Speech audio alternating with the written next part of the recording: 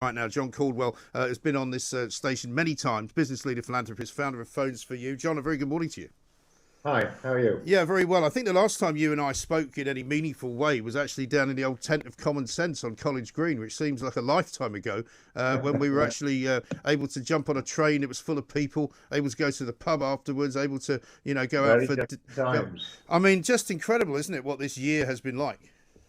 Yes, it's unbelievable, but of course, this is just a consequence of something that's very, very seriously hit us. That Mm. was by most people unexpected. I wouldn't say it was very unexpected by me actually, because for a long, long time now, probably for 20 years, I've been forecasting a fiasco as a result of bacterial resistance of antibiotics, and we've seen the resistance of antibiotics endlessly. I was sort of taken aback really that it was a virus that got us instead, but something like this was always going to happen, and then it's how do you deal with it and how do you respond? Yes, and I think everybody understood at the beginning that it was very much of an unknown and it was very much something that we should probably be very careful about. And I think we all accepted that, and I certainly did. I mean, for the first 8 weeks of the lockdown in March and April and May, I didn't see my own children because they live, 35 miles south of here. And I decided it was probably best if I didn't do that. But I wonder now whether that was the right thing to do because, I mean, it's not like we'd suffered massively, terribly badly because I didn't see them, but I wish I had now. Yeah, it's been a very, very difficult situation, and have the government handled it correctly or not? That's a really difficult one to answer as well, because all along I was much more in favour of exposure and people getting on with their lives, Mm, because I was very worried about the people's lives that we're going to destroy as a consequence of lockdown, through them not getting proper attention, through medical issues, and through depressions and suicides. So, not to mention, of course, the financial effect on millions of families that's been devastated, especially those that are in the excluded category. So I've been very concerned all along about that. But mm. once we did get a vaccine, then I do believe the government's strategy was right, because we do have to save as many lives as we can. Yes, it's causing further financial damage, and that is why the government need to employ Caudwell pandemic recovery and invest massively in the economy, more so than they're doing at the moment, because it is affordable and it is essential, and it's the only way of getting Britain booming Mm. again. So if the government do the right things, I think the future for Britain is very, very bright. And let's give credit where it's due, because the vaccine rollout has been nothing short of phenomenal. We had the foresight to order hundreds of millions of vaccines, and we've driven it like mad. And when you look at the tables of vaccination compared to the whole of Europe, Mm. we are light years ahead. But then, of course, you get the European president complaining and whinging that we're getting an unfair share. But I can only assume that, well, not assume, I think it's right to say we put hard, fast orders in for 300 million vaccines. Meanwhile, they didn't put the orders in properly, they weren't secured, and then they went on to say in the AstraZeneca case that the vaccine was not safe. So I think they are the masters of their own No, I destiny. think so. I think they've That's been. I think they've been appalling. Also, to appalling. complain It's about the appalling. The fact. way she's behaved is appalling. Talking about a vaccine war against Britain, and it's not one they could win anyway, Mm. because we supply many, many of the ingredients that go into that vaccination for both Pfizer and AstraZeneca. So talking about a vaccine war is appalling. Mm. But by the same token, we are all in this together. Britain does have to put itself first, especially where we've got contractual and legal rights to these vaccines. But of course, this is a worldwide problem, and Europe needs to do the best to vaccinate their people. And we need to be as cooperative as possible whilst looking after our people as much as possible under the contractual agreements that we have with all the vaccination companies. Yes, no, I totally get the idea that, if we are vaccinated as an island and nobody else is, then that's not really any good to us either, because people want to travel, people want to be able to go to other countries, we want people Yeah. from other countries to come here. So, yes, I accept all that. But it's a little bit, Ursula von der Leyen's kind of line is a bit like somebody complaining that you opened your shop yesterday and you've sold more stuff than they have because they didn't bother opening. I think that's a great analogy. At the end of the day, they haven't done the job properly. No. They've made an appalling mess of it. And as a consequence of the appalling mess, they're now trying to throw mud Britain's way and deflect from the mess that they've made of it. And thank goodness we're out of Europe and that we've made a great job of the vaccinations. Yes, absolutely right. Tell us a bit more, John, about your idea for investment and what the government should be doing, because, of course, at the moment, much of the money that the government is spending is being spent to kind of prop up jobs. The furlough scheme, which is really money going nowhere, and it's not really, in my view anyway, being sort of retreaded through the economy. What's your plan? Well, I think the first thing, just on answer to that particular question about where the money's going, the British population now are about 140, 150 billion pounds better off in the pockets. So when we do get out of this pandemic isolation, there will be a big spending spree. And of course, because holidays are unlikely to resume, it will mostly go into Britain, into British holidays, into British products by and large. So I think there will be a major recovery, but that won't solve the problem for millions unemployed and for those businesses that have gone under.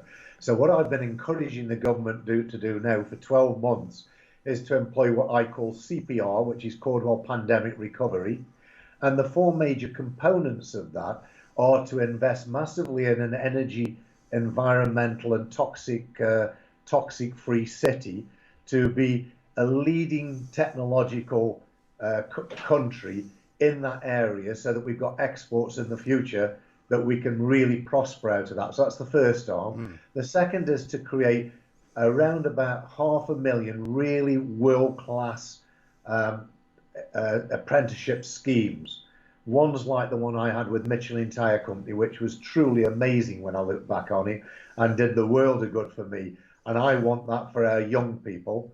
The third thing is to invest massively in UK infrastructure to create jobs and make the infrastructure world class for the future expansion of Britain. And the final part is to encourage companies onto our shores with low taxation rates and special deals to get people onto British shores, creating manufacturing industry and employing British people into jobs. And what do you make of the current sort of plans from the government, which are all based around this kind of green revolution? I'm not particularly convinced that that's the way forward. I mean, we've seen recently up in the northeast plans for a coal mine being completely shelved for environmental reasons. They say that the 500 jobs that would have created will be multiplied by a factor of 10 or possibly 20 in the green industrial revolution. I'm not really seeing that. Are you? John seems to have frozen, I think, for the moment. I think we've got John back. John, sorry about that. I don't know whether you heard the question about the green revolution that the Tories are trying to put together in terms of the new industries of this country, and whether you think that that's something which is actually viable. I did. Did we lose connection? We did, I'm afraid, yes. So I'm afraid okay. From that question, we didn't hear what you said. It sort of all froze. We couldn't hear you. Yeah, well, renewable energy and the reduction of our toxic environment is absolutely crucial to mankind and crucial to the economy. So I'm very much in favour of anything that invests huge sums of money to become technological experts in renewable energy, in reduction of toxicity, reduction of plastics, and all of those areas. And if we can become world leaders in that, not only will we be doing an amazing job for the environment, but also the UK economy can really prosper out of our exports, our expertise, and the technology that we have. And as far as that movement of jobs and that training situation, I mean, how long is that going to take, though? Because we're talking about starting up industries which at the moment don't exist, aren't we? Well, they do exist, but you're absolutely right. There is a great lead time to this. But, like we have two options. We either don't invest in the UK economy and go down a sort of semi-austerity route and just absolutely suffer our way out of this, or we grab the nettle and really, really push forward, invest a huge amount of money. It won't produce the jobs tomorrow, as you said, but it will start to produce them so that in 5, 10 years' time, we have a hugely prosperous economy rather than the alternative, which is to really just kick the can down the road and the UK not be prosperous and buoyant. And I think the Conservative government have got half of that message. I think they know that making Britain prosperous with now the advantages we've got of Brexit, I think they know that that's really crucial. But there is this natural prudence within Rishi Sunak to not borrow too much, not print too much money in order to drive the economy forward. But for me, it's a no-brainer because we can borrow money at next to zero, and as long as we invest very wisely in businesses and industry that creates jobs and creates GDP growth, then that investment will be repaid many times over in the future. If all we do is pump it into people's pockets, it'll be inflationary and fiasco for the economy. So that's what they need to do. CPR is the absolute answer to the future. And what about the revival of the high street and the kind of the repopulating, if you like, of our offices inside cities? Because I'm in London, obviously, but many cities across the country are in the same state where an awful lot of big buildings are just lying empty at the moment. And, you know, while there will be rent being paid on those by big companies, that's going to come to an end, isn't it? It is, Mike, and you're right. It's a huge, huge worry because the inevitability is that the heart and soul is going to be ripped out of our city centres. And what that actually means is that we turn them into more depressing places, less attractive, and which also, of course, creates a vicious spiral because nobody wants to go to somewhere that's depressing. So that in itself will reduce the footfall. So there is some real challenges in our city centres, and it goes beyond that because when you get the degradation of the high street, which now has happened and is inevitable, what you get then is a reduction in rents, which will put pension funds under pressure because they won't be getting the rental incomes that they did, or perhaps get zero rental incomes, and we're in a disastrous downward spiral. Now, does that have to be a disaster?